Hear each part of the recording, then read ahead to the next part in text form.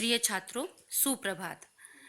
आज हम अपनी कक्षा में अपना शेष अध्याय पढ़ेंगे।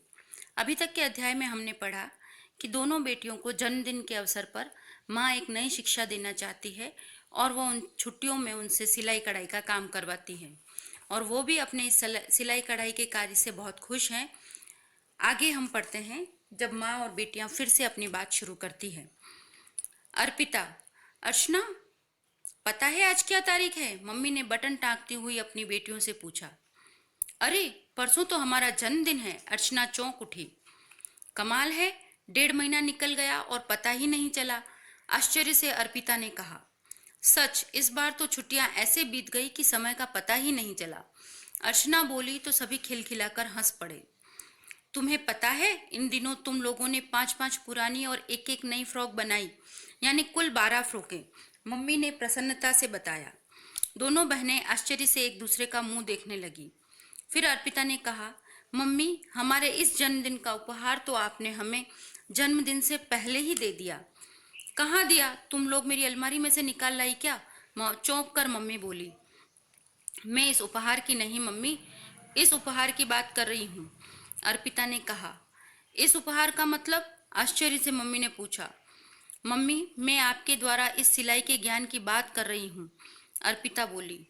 अच्छा, शैतान लड़कियां, मम्मी मुस्कुराए बिना नहीं रह सकी। जन्मदिन की शुरुआत एक अनोखे तरीके से हुई। जब दोनों बहनें नहा धोकर तैयार हुई, लक्ष्मी और कमलेश आ चुकी थी।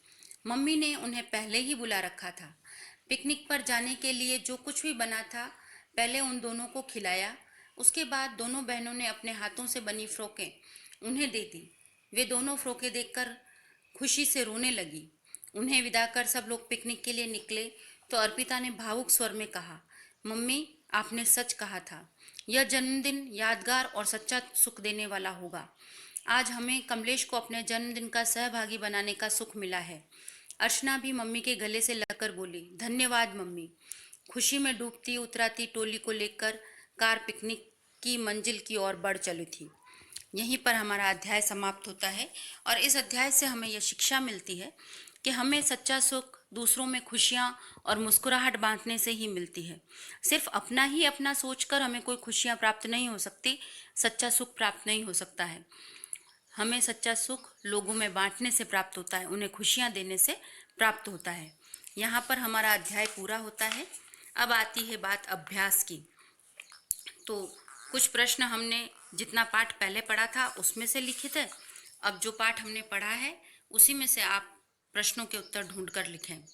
प्रश्नों में लघु उत्तरीय प्रश्न में प्रश्न संख्या 4, दोनों बहनों ने जन्मदिन की शुरुआत कैसे की?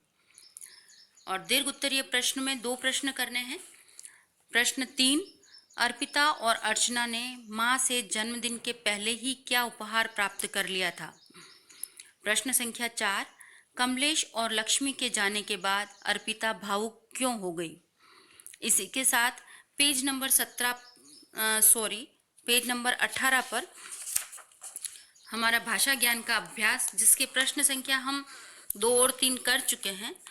तो पेज नंबर 18 पर भाषा ज्ञान अभ्यास का प्रश्न संख्या 3, 4 और 5 ये आप अपनी किताब में पूरा करें।